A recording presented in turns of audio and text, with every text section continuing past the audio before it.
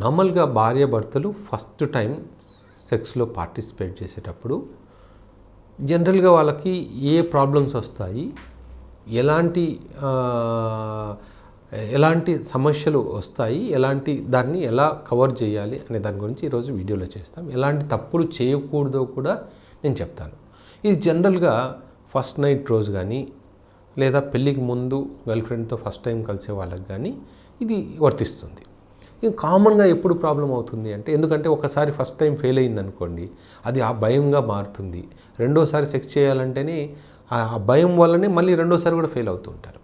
So నార్మల్గా ఏమవుతుందంటే, first night కలిసే వాళ్ళకు ఒకవేళ ఫస్ట్ నైట్ ఉన్నప్పుడు చాలా దాని మీద ఎక్స్పెక్టేషన్స్ ఉంటాయి చాలామందికి.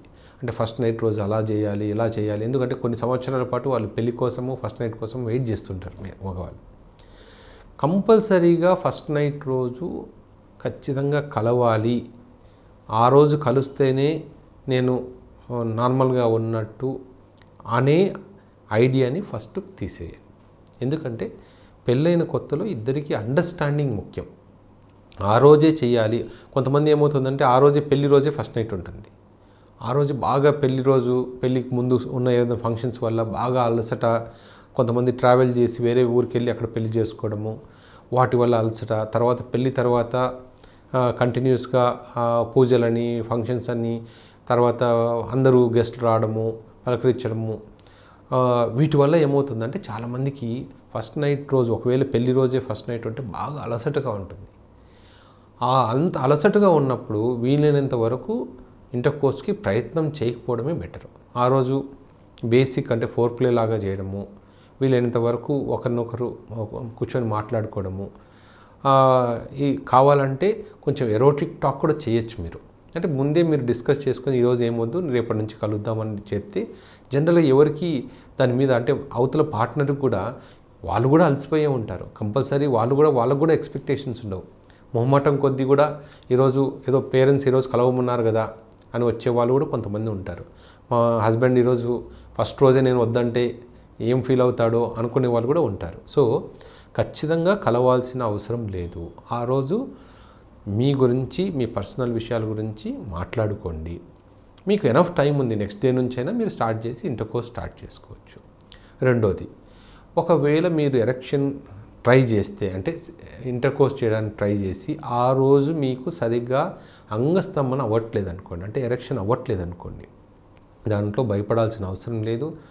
ఆ కంగారు, అంటే రావట్లేదే అన్న కంగారు గురించి ఇంకా ఎక్కువ ట్రై చేయడము, ఏదో పార్న్ వీడియోస్ చూడడము, పెనిస్ని కంటిన్యూస్గా స్టిమ్యులేట్ చేయడము, దాని గురించి ఆలోచించడము అనేది వీలైనంత వరకు చేయొద్దండి. ఒకవేళ రావట్లేదా, ఆ రోజు ఓకే, ఈరోజు అలసిపోయి ఉన్నాను, మీ పార్ట్నర్తో ఈరోజు నాకు అలసటగా ఉంది, రేపటి నుంచి ట్రై చేద్దాము, ఈరోజు నాకు నిద్ర వస్తుంది అని చెప్పేయండి. లేదా కొంతసేపు మాట్లాడుకొని పడుకోండి. ఎందుకంటే అది మీరు చెయ్యట్లేదు, ఎప్పుడైతే మీరు ఈరోజు నేను చేయట్లేదు అన్నారో ఆటోమేటిక్గా మీకు స్ట్రెస్ రిలాక్స్ అంటే స్ట్రెస్ తగ్గిపోతుంది. సో కొద్దిసేపు తర్వాత మళ్ళీ ఎరెక్షన్ వచ్చిందనుకోండి, అదంతకదే అప్పుడు ట్రై చేయొచ్చు. రాలేదు, ఓకే, నెక్స్ట్ డే మార్నింగ్ కానీ నెక్స్ట్ డే నైట్ కూడా అప్పుడు కూడా ఎరెక్షన్ రాకపోతే అప్పుడు డాక్టర్ దగ్గరికి వెళ్ళి కలవచ్చు. లేదా ఏదైనా టెడ్లాఫిల్ కానీ సిల్నాఫిల్ కానీ ఎలాంటి ఒక టాబ్లెట్ తీసుకొని కూడా నెక్స్ట్ డే ట్రై చేయొచ్చు.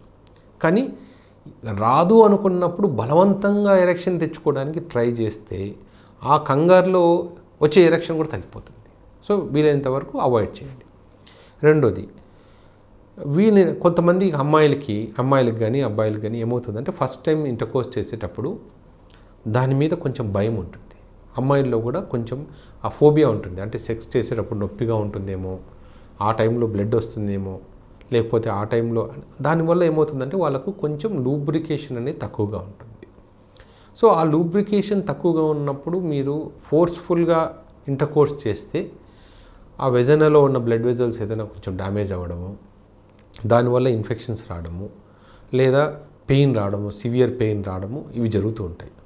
సో వీలైనంత వరకు మీరు ఫస్ట్ నైట్ రోజుకి ఒక సింపుల్ లూబ్రికేటింగ్ జెల్ లాంటిది పెట్టుకుంటే ఇద్దరికీ కంఫర్టబుల్గా ఉంటుంది. మార్కెట్లో లూబిక్ జెల్ అని, కేవై జెల్లీ అని ఇలా చాలా లూబ్రికేటింగ్ జెల్స్ ఉన్నాయి, సింపుల్ జెల్స్. అంతేగాని కోకోనట్ ఆయిల్ కానీ ఇట్లాంటివి వాడడం మంచిది కాదు. సో అంటే వాడచ్చు, కానీ దానివల్ల లూబ్రికేషన్ లూబ్రికేషన్ ఉండదు. వాటర్ బేస్డ్ లూబ్రికెంట్స్ ఏది దొరికినా కూడా అది వాడచ్చు. తర్వాత ఒకవేళ పార్ట్నర్ ఇప్పుడు మీరు సెక్స్ చేయడానికి ట్రై చేసినప్పుడు అమ్మాయి నాకు భయంగా ఉంది లేకపోతే నొప్పిగా ఉంది అనిపించినప్పుడు కొంచెం స్లోగా ఇంటర్కోర్స్ చేయాలి, లేదా వీలైనంత వరకు ఆ రోజు ఇంటర్కోర్స్ ఆపేసి ఆ అమ్మాయిని కొంచెం అంటే కాన్ఫిడెన్స్ ఇచ్చి నెక్స్ట్ డే కొంచెం ధైర్యంగా వచ్చినప్పుడు చేయొచ్చు. లేదా ఫస్ట్ బాగా ఫోర్ ప్లేలో టైం స్పెండ్ చేసి ఆ అమ్మాయి ఎప్పుడైతే రెడీగా అవుతుందో, మెంటల్గా ఇంటర్కోర్స్కి రెడీ అవుతుందో అప్పుడు చేయడం వల్ల ఆ అమ్మాయిలో మీ పట్ల గౌరవం పెరుగుతుంది. అంటే ఫోర్స్ఫుల్గా మీరు చేశారనుకోండి, అంటే తన మాటకు వాల్యూ ఇవ్వలేదే అన్న ఒక ఫీలింగ్ అమ్మాయిలో ఏర్పడుతుంది. సో అదే మీరు అమ్మాయి వద్దు అని చెప్పగానే మీరు రెస్పెక్ట్ చేసి స్టాప్ చేశారనుకోండి, ఫోర్స్ఫుల్గా సెక్స్ చేయకుండా, అది చాలా మంచిది. ఎందుకంటే మీకు మధ్య అండర్స్టాండింగ్ పెరగడానికి అది ఒక యూస్ అవుతుంది. తర్వాత కలిసిన తర్వాత కొంతమంది చాలామంది చేసే తప్పు ఏంటంటే కలవక ముందు కూడా వీలైనంత వరకు పెనిస్ని కానీ ప్రైవేట్ ఏరియాస్ని కానీ క్లీన్ చేసుకుంటే బెటర్. అంటే పెనిస్కి ఫోర్ స్కిన్ కూడా కంప్లీట్గా వెనక్కి రిట్రాక్ట్ చేసి లోపల పార్ట్ని కూడా క్లీన్ చేసుకోగలిగారు అనుకోండి. ఎందుకంటే చాలామందికి ఆ పార్ట్ తెలియక అసలు ఎప్పుడు క్లీన్ చేసుకొని వాళ్ళు కూడా ఉంటారు.